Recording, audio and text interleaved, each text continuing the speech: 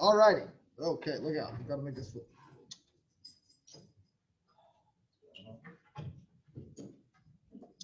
What's going on is class started a minute ago.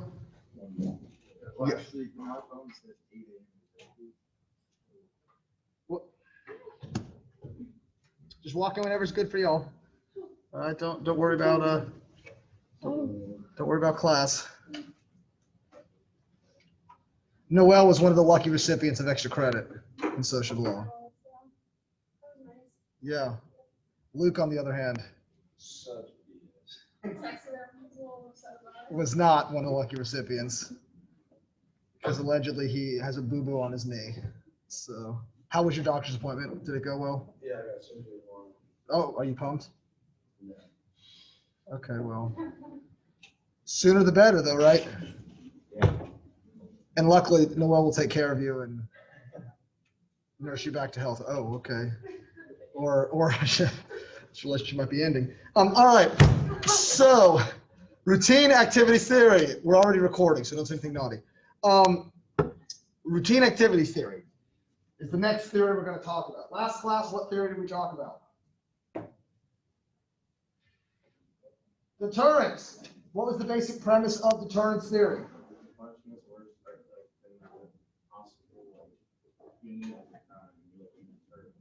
Right, so if the punishment is worse than the gain from the crime, then you probably won't do it. Now, on the online lecture, there was also deterrence was tied in with rational choice theory, right? Rational choice theory and deterrence theory are extremely similar to each other. Deterrence is more focused on the punishment, whereas rational choice theory kind of focuses on the actual act itself, more so than any sort of punishment. Today we're going to talk about routine activities theory, though. This is, on its face, one of my favorite theories of crime. However, the empirical validity of it makes it not particularly great to me. But I like the idea conceptually. So what is the basic idea of routine activities theory? There's three main constructs. Motivated offenders, suitable targets, and the absence of capable guardians, right? When these three things converge in the same time and the same place, crime will happen according to the theory. Routine activities are just things people do in their lives. So the basic premise behind this theory is World War II breaks out, right? America gets bombed at Pearl Harbor. What happens to all the dudes in America? Not all, but a lot of them. Okay, that is the initial reaction, I suppose. But after their anger subsides, where do they all get sent? War. Either in Europe or in the Pacific. Who then has to run the businesses and production of America back home? Women, not girls. Women. So, boys all go off to war. The women are home running the factories, right, and doing all of the jobs. What does that leave at home? Well, kids theoretically, right, but they're also at school. So that leaves at home basically the dog and all of your stuff. So is there anyone at home to stop people from breaking into houses? Not really, right? And so, and of course, back in the 40s, it's not like we had, ADT alarm systems either. And so routine activities, right, it wasn't that hard to figure out when the women were going to work, right? You could watch their house for like 2 days and figure out at 7:30 every morning, they're getting in their car and driving off to work. So at 8:30, I can break into the house and nobody's home, right? Routine activities are just things people do in their lives, basically it's their schedule in some capacity. But the basic idea here is that because of people's routine activities, it makes offenders able to identify when to best victimize individuals in some capacity. So here's a basic kind of pictorial. We don't need to spend any time talking about this at all. As far as empirical validity, right? That's it. That's the whole premise of the theory. There's motivated offenders, lack of capable guardians, and a suitable target, right? Something to victimize. Problem with empirical validity is it never actually, theory and theorists never actually measure motivated offenders. Why is that a problem?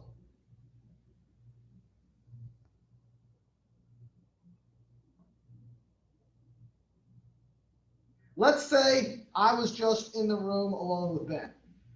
I leave my phone here and my wallet. Right, I'll pull my wallet out too. Joke's on you, there's no cash in it. But I leave these here on the desk and I go to the bathroom. Is there a lack of capable guardian in the room watching my phone and my wallet? Well, yeah, you might be the bad guy here though. Yeah, in this situation, you're not, it's not a fight. You're gonna be the bad guy. Okay. Is there a suitable target? I've got like a $500 credit limit. I'm not bragging. So I'm just kidding. Slightly higher than that. So he could run up also the stuff on my credit card. He could steal my phone.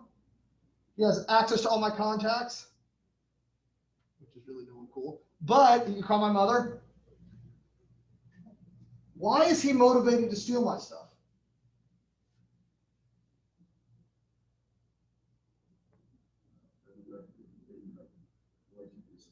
Yeah. So the premise is basically anyone, if there is any suitable target and any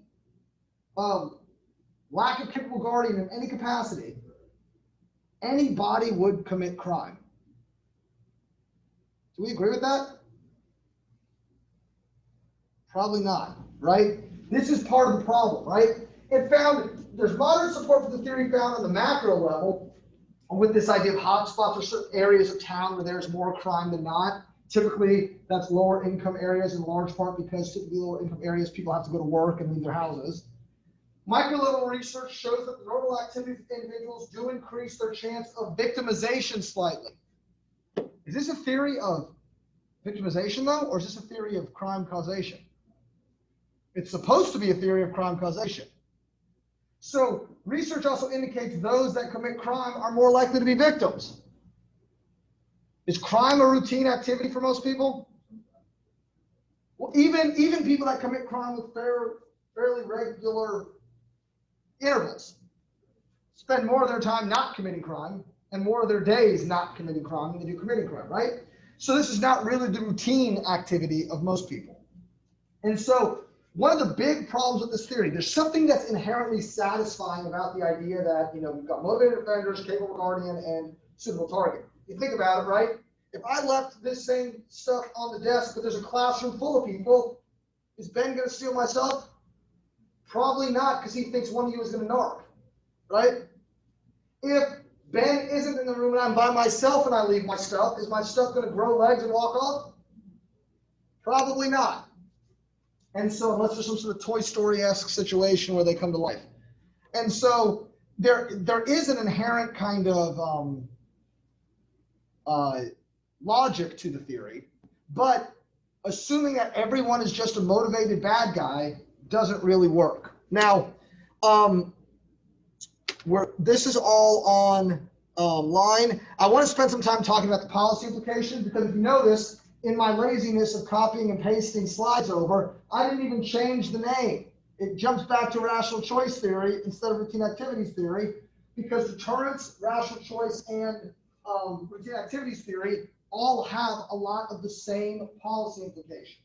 Specifically, there's this idea of situational crime prevention, which is basically just not trying to stop crime everywhere. We're just going to stop trying to have crime happen here, right? And that's what we do with our houses all the time. You guys have alarms on your houses, on your cars, not because you think if everyone in the world gets an alarm, crime will stop. Do you really give a shit if your neighbor's house gets broken into? Not really. Like it's like, oh man, I feel bad for them. But are you going to sleep just fine that night in your bed with your TV and all your stuff? Yep. And so you just don't want your house to get broken into. And there's this idea of defensible spaces, which means crime can be displaced or prevented, but typically displaced by modifying the physical space to increase risk, effort, and cost while reducing the rewards. So what are some examples of that? And what does that look like? How many of you have ever walked into a store and seen this? What is the purpose of this? Shows they have cameras, and what else? You get your face. What is the natural instinct to do when you see one of those? You'll look at it And then you start looking at your hair to see if you look good or not. I always look fabulous. And so they have your face. In deterrence and rational choice kind of doctrines, what does this do? Well, that's in all of them, right? So like, what is this? Is this increasing the benefit? Right, it's increasing the risk of detection or punishment in some capacity. In routine activities theory, what does this serve as?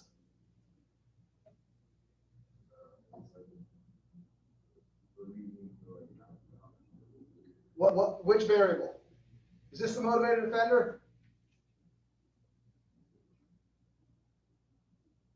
It's what? Guardianship. This is your capable guardian, right? In some capacities, right? I don't know if y'all ever go to CVS on the island. They have a little camera set up with flashing lights and all sorts of stuff right above the razor blades. Why? Yes, the single most shoplifted item in America. You watched the lecture, I'm proud of you. That's also an exam question, by the way. Why are razor blades the most shoplifted item in America? They are expensive as hell, and they're what? Well, it depends on the person. They're small, right? I was going to say, a Tesla is expensive as hell. People aren't running around stealing Teslas, right? Because you can't stick a Tesla down your pants, right? You can stick a bunch of razors in your purse or in your pockets and stuff, right? And so cameras kind of work as a increase the risk in the kind of deterrence or rational choice approach. In routine activities theory, they act as a capable guardian. What about, we'll start at the top here. What is the purpose of this thing?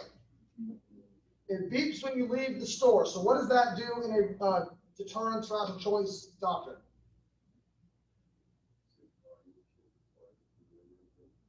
Okay, that's routine activities theory. See, I'm forcing you guys to think about the theories in different ways.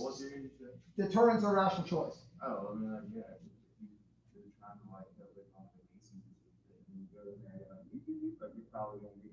Right, so it increases your risk of getting caught, right?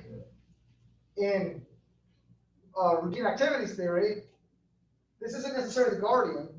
What is this?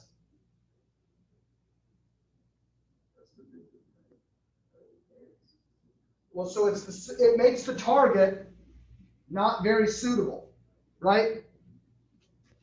They used to have ink tags on clothes.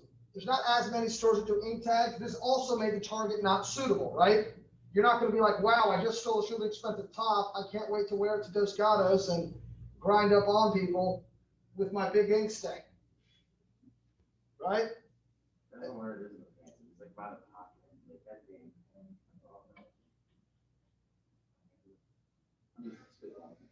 You're doing something. So regardless, right, most normal humans wouldn't want to walk around in public with an ink stain. Some may. Have you guys ever seen hangers like this at like motels and hotels? Hangers used to be stolen out of hotel rooms all the time because people had suitcases. It was very normal to see people walking in and out of rooms with suitcases, right? And people just take the hangers home with them. This simple invention, right? You got to lift up and out for the hanger. Does it make the hanger useful for you at all when you get it home? No. So in a deterrence or rational choice approach, what is this? This is not increasing the risk. It's reducing the reward of stealing. There's no real point in stealing this because how in the world would you use it? And in routine activities theory, right, it obviously takes away the suitability of the target. The target no longer becomes attractive to you because why are you going to steal something that's useless to you? We've already talked about razor blades, so we'll ignore these, right? But these cranks basically are there because people used to like stick their arm in the back and just pull all the razor blades off and into their purse. Now if you got to crank this thing 4 times for a razor blade to pop out, that kind of becomes a pain. Vitamins are also, how many of you have gone to the store to buy vitamins and you were like, why are my Flintstones so expensive? Y'all take Flintstone vitamins? Never taken a vitamin in your life? Boy. You eat food. Yeah. That, okay. I think, all right. So if you ever decide to start taking vitamins, what you'll discover is they're expensive as hell. Well, and that's fair. But so we, developed ways to make sure that vitamins, right, couldn't all be pulled off the rack also. You ever seen a spider lock around electronics at a store? This is a lock that works in like a bunch of different ways. If you cut this wire around it, an alarm goes off. If you try and pull on the wire, an alarm goes off. Just walking out the store with the lock on, an alarm goes off. Because electronics are exceedingly valuable to retail stores. Hilariously, I know all of this stuff, and there are certain retail places like Target, for example, that have a tremendously strong loss prevention team. They spend a lot of money to make sure products don't get stolen. Because shoplifting on average costs America about $5 billion with a B dollars a year in stolen stuff. So if you're a loss prevention manager and you can decrease theft from a store, you pay very, very handsomely for it because you're saving the store a bunch of money. Because really, every time something gets stolen from a retail store, there's two costs involved, right? The stolen merchandise, but then what do you have to do with that stolen merchandise? Or because of the stolen merchandise. So you buy a TV. Someone steals the TV from your store. What do you then have to do? Replace the TV, but you got no profit from the first TV you bought, right? So basically, you're paying twice as much to sell one TV or whatever the case may be whenever an item is stolen. And so because of that, people put a tremendous amount of effort into, especially at Target, getting you to stop stealing. Also, if any of you have dabbled a little bit, and I don't want this to be, again, true confessions, most retail stores will intentionally wait until you steal enough for them to arrest you for grand theft as opposed to petty theft. So they might watch you steal, know that you steal, and just kind of keep a file of you until you've stolen enough to where they can charge you with a felony instead of a misdemeanor, and then they'll call the police on you and turn over all the video surveillance of you stealing. So just because you get away with it once or twice does not mean that you're really good at it. You probably didn't get away with it. They're just starting a file on you. There was a guy in my lab, in my advisor's lab in undergrad, but I was one of the grad supervisors of the research lab, and he worked at Best Buy with his girlfriend. He was super happy. He was head over heels in love. She was just everything to him. Right up until he got a call from the jail where she was saying, "Hey, can you come get me?" And he said, "What did you do?" And apparently around Christmas time, from like the week before Thanksgiving through Black Friday, she was a cashier at Best Buy, and people would hand her a gift card to load up, like, I want to give my grandson $100 or whatever the case may be. She would, whenever they swipe the gift card and they kind of like leave it there on the cash register while they're like typing all sorts of shit into the computer. I don't really know how it works, but she would have a stack of uncharged gift cards, and she would hand back an uncharged gift card and pocket the gift card with money on it. So Best Buy saw her doing this and waited until she did it to the tune of about $4,000. And then they had the police waiting outside when she got off shift. Can you imagine how many grandmas got sent to nursing homes because their kids thought grandma forgot to actually pay for the gift card or load up the gift card? Yeah, grandma, $250 gift card, huh? I went to go to Best Buy, nothing's on it. Cheap ass. And so regardless, right, you always need to be careful of that. But because I know that Best Buy and Target do stuff like this and have such good security, I love to test them. I don't steal anything, but I like to like mess with stuff. So like a common thing that people that know how to steal will do is if there's a stack of spider locks, they'll run their hand down on the spider locks and feel for a loose one. And if there's a loose one, they'll start looking around and playing with that product, and they'll like put it in their car and walk away and put a bunch of other stuff on top of it in the cart, and then flip the spider lock off while they're loading merchandise in or unloading merchandise in some capacity, and then the spider lock is now no longer on the merchandise. So I'll run my hand along it, which automatically to the security team's like, okay, what's he doing? He's testing the spider locks. And if I find a loose one, I'll just look up at the closest camera and take the spider lock off and put it back on. It drives my wife nuts to go to Target with me. I usually am told, you go get Starbucks while she sprints through the store and tries to get everything before I have a chance. Also, if you stand, typically, right, as far as behaviorally, if you stand real close to the shelf and fiddle with merchandise without actually looking at the merchandise, but just kind of looking down the aisle and doing this while you're touching stuff, that also gets them real excited. And so if she's taking too long, because for some reason it's like a real Sophie's choice whenever my wife needs to buy dry shampoo. Like she gets the same brand every time, but needs to read every single bottle that's there. I don't know why, but we spend 45 minutes to make the same decision we made last time. If I start to get annoyed, I'll just start messing with stuff. And inevitably, what always happens is some random Target employee will come just ask, do you need help finding something? I'll just be like, no. Oh, no, why? And that's when my wife knows if she hasn't been paying attention, I've been caught. And she's like, Josh, stop. We're leaving now. Just let's go. And I'm like, well, I told you, this is your fault. All right, you're waiting too long.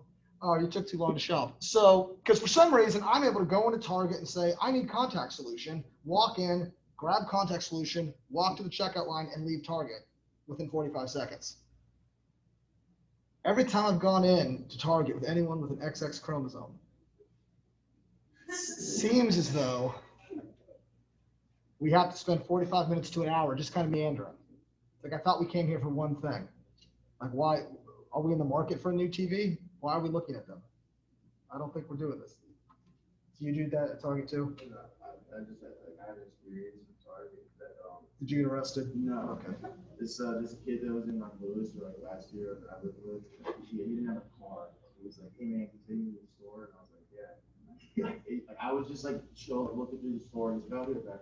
And then like he didn't have anything. And he was like, all right, let's go. And I was like, all right, like whatever. And then he started walking out, and this giant like employee walked up and was like, excuse me, like stop right there. And he's like, what? Like he was like, what did I do? And I'm like, you know what he did. Come on. And he's like, okay. And just walked to the office with him. And then apparently he tried to steal like a $40 inhaler. They were like, you can't come back to the store until tomorrow. So get out. Till tomorrow.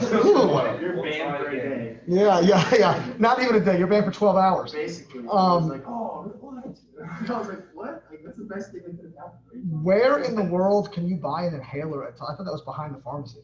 No, they have like the $30 ones. They're like they're not the prescription ones. Oh, some sort of like bootleg inhalers. So like Sounds made up. But okay. like if you go in like the medical section, and it's, I'm going to. Dude, do it. And I'm slip one in your pants, see what happens. We'll see. So I one time, my wife and I we bought a TV at Target, and for some reason, Lurch has to walk out to the store with you with your TV, I guess, to make sure you don't get jumped in the parking lot.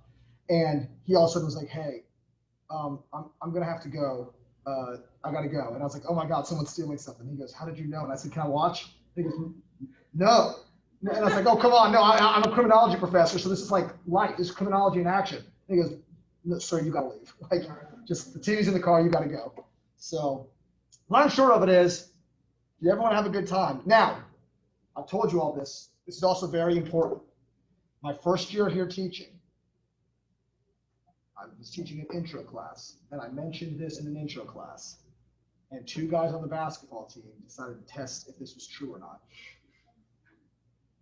Do not, for the love of God, get in trouble and then say, well, Dr. Behl said, because weirdly, Target doesn't care what Dr. Behl says. All right. So please don't do this. And if you're going to do it at your own risk. All right. Because I don't want to get an email or a phone call from a parent. For some reason, parents love to contact me about stuff. And so just as a warning. Now, the layout of Targets or retail stores, even in of themselves. Have you ever actually looked at or thought about the actual layout of a store? Aren't all Targets more or less laid out like this? Why is there only one entrance and exit? I mean, and yeah, granted, this is obviously one you can get in here too, right? But more or less, there's only one corner of the store you can leave from or enter. Not only so they can see what you're taking in and out, what's the other thing? You can't do the dash. Once you leave the store, technically loss prevention can't do much to you. So they have to keep you in the store. If there's only one way to get in or get out, isn't it a lot easier to keep you in the store? Well, you could lock the door, but then everyone else in the store is like, oh, you're right, right. Also, have you ever noticed, right, if you wanted to go to electronics, how would you walk into Target and go to electronics? You go straight back and over. But maybe you go in, go over here, and go up, maybe.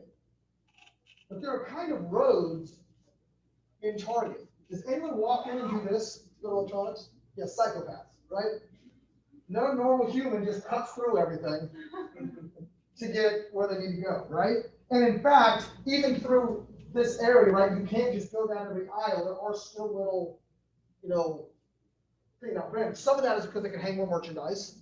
But from a loss prevention standpoint, it also means if someone grabs a laptop and electronics and takes off running toward the door, they're either going this way or this way, right? Which means you know exactly where to send people to cut them off because there's nowhere else to go. And so you don't realize the amount, which also is why if I go into the store, I like to do this with my wife through everything, and that drives her crazy also. But this is, guys, next date night, go to Target and just mess with your significant other. Be awesome. Super romantic. Watch that. So the layout of the store, you're under a tremendous amount of control. I mean, if you want to pick that up, you can. Okay. You're under a tremendous amount of control the whole time you're in any of these stores. Disney is the same way. Have you ever waited in line at Disney and the time at the front said it'll take you like an hour and 30 minutes to get to the line, and then like 20 minutes later you're getting on the line? Why do you think that happened? Because they just didn't update the time? Disney, Universal, a lot of these places will say too many people are congregating on this side of the park, crank up the times on these rides, because enough people will then move to the other side of the park, because amusement parks want people to be evenly distributed around the park. And so there's all sorts of things like that amusement parks, retail stores do that kind of controls your movements and controls your behaviors without you even realizing it, right? If you on date night took your significant other to electronics that way, they would say, what the hell are you doing? And it would feel weird to weave in and out of the store like that because it's inefficient, right? And people just naturally think this is the way you're supposed to do it. There's nothing wrong, there's nothing inherently illegal about taking the weird way. It just doesn't feel right. Also, what is right here when you walk in Target? What section is right here that everyone has to stop and look at? Yeah, the dollar section, clearance. Why is that stuff there? It's cheap. Does it cost $1? No. It costs Target like a nickel for that stuff. They don't care at all if that stuff gets stolen. What's expensive stuff? Electronics, luggage, cosmetics. All that stuff is as far away from the doors as possible, meaning you've got to go through the whole store to get out. You also have to walk through the checkout lines and you probably got stopped right at the door. I wasn't like standing, so I was like just waiting for him. But like where he got stopped. It was at the door. Right. They give you the benefit of the doubt and say maybe he's going to pull it out of his pocket and pay for it. Once you cross through checkout, though, without paying for anything, it's over, right? Clearly, your intent has been made. So, it's like it's huge. Like, sir. Right, yeah. Like, I would not be a good security guard. People would say, what are you going to do? And I'd say, not much. Smack. Yeah, right. You can't just hit people, as it turns out. So, also, groceries. Why in the world are groceries over here?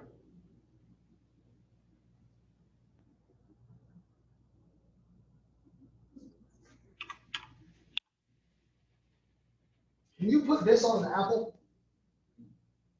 How about a bag of grapes? There's nothing really you can do in any of these things with food. Food is, and grocery stores actually are pretty heavily victimized. And in society. Because, I mean, have you ever been to a grocery store with someone who opened up a bag of chips, ate the chips while shopping, and then threw the bag of chips out before they checked out? That's like anarchy. Right? I know. It's crazy. Or eating grapes or something, right? Or go to the soda machine, but they bring a water bottle with them and fill up the soda machine by the deli at Publix. You know, fill up a water bottle. It's terrible. This is why Publix is so expensive. But shopping is a pleasure. So, although Publix is already, it's kind of anarchy now because it's not one way anymore. It's chaos in there. It's debauchery. People just walking up and down the aisles any which way they want to go. But groceries are notoriously difficult to stop from getting stolen. Also, part of the problem is employee theft is also very, very high in grocery stores. My white-collar crime professor at UF said when he was growing up, he was in high school, he worked at a grocery store, and your longevity at the grocery store determined what aisle was your job to stock after the store closed in the evenings. And if you were new, you got like the diapers and baby food aisle. And the most senior stock boys got the chip and nut aisle because they could, they call it grazing. They could snack the whole time they were stocking shelves with food from the grocery store. Most people aren't grazing on baby food and diapers. Most, not all, but most. So any questions about any of this? This theory is routine activities theory in general, as well as the terms of national choice, because of these policy implications, are exceedingly useful. Does Target care why you're motivated to steal? No. What's the only thing Target's worried about? That you're stealing. So to them, they're not trying to explain motivated offender variables, but the theory is useful to increase the risk or be capable guardians or make the targets less suitable, right? Also, and this is the last thing, I don't know if you guys remember growing up or not, if you guys are too young to remember this, there used to be signs that would hang from the ceilings of Walmart, Target, and Publix, right? Overwhelmingly, there aren't signs hanging from the ceilings anymore because loss prevention and marketing got into this battle of what's more important, marketing the product or having security camera footage to where we can see everything and stop shoplifting. And once loss prevention showed that they could increase the store's profit $100,000 to $200,000 a year by decreasing shoplifting 10%, they said, yeah, I think we're going to go with the security cameras. Let's take all the signs off the ceiling. Also, and I said last thing, one last example of issues in retail stores, though. I'm not bragging about this. This is not something I'm proud of. But at one point in my life, I did, in fact, work at Hollister. Right? And I know what you're thinking. And despite my best efforts to be one of the ones that stand at the front of the store without a shirt on, they said you need to come to work clothed. And in fact, we prefer if you were in the back room, not in public where people can see you. Is that terrible? But that was life. However, the cashiers, it used to make me laugh because I was, always interested in crime.